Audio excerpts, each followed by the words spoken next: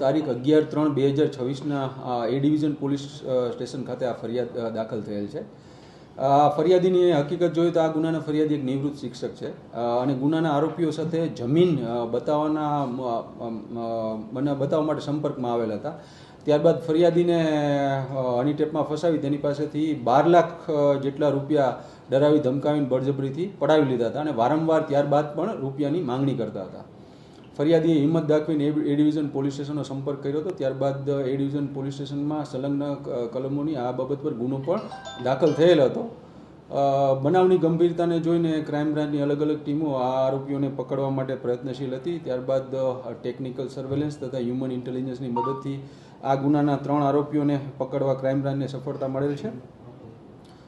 આરોપીઓનું નામ છે પાયલ પટેલ, જે ગાંધીનગરની રહેવાસી છે. ત્યારબાદ નિલેશ મૈયાભાઈ ઝુંઝા અને તેજલ ટીંડાણી, આ ત્રણેય આરોપીઓને પકડી એ ડિવિઝન પોલીસ સ્ટેશન સોંપી અને ત્યાં જ વધુ તપાસ તજવીજ ચાલુમાં છે.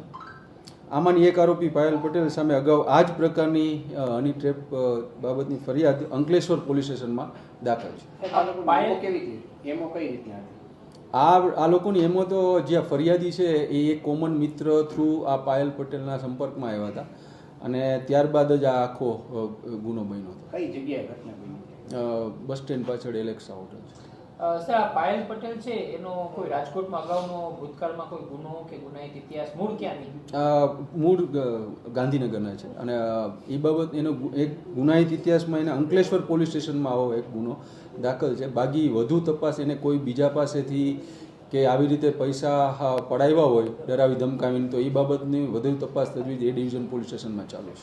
પૈસા કેટલા માંગ્યા હતા અને કઈ રીતના પૈસા લીધા? 12 લાખ રૂપિયા માંગ્યા હતા અને આરટીજીએસ થ્રુ પાયલ પટેલના એકાઉન્ટમાં 12 લાખ રૂપિયા ટ્રાન્સફર પણ થયેલે છે અને ત્યારબાદ વધુ પૈસાની માંગણી પણ એ લોકો કરતા હતા. સર, હની ટ્રેપથી બચવા માટે લોકોએ શું કરવું જોઈએ? આ પ્રકારના હની ટ્રેપથી બચવા માટે એ જાહેર જનતાને અપીલ છે કે જો કોઈ વ્યક્તિને આવી રીતે કોઈ પણ બ્લેકમેલ કરવાનો પ્રયત્ન કરે તો કોઈ જગ્યાએ ડર્યા વગર નજીકના પોલીસ સ્ટેશન અથવા ક્રાઇમ બ્રાન્ચનો સંપર્ક કરવો. Okay sir.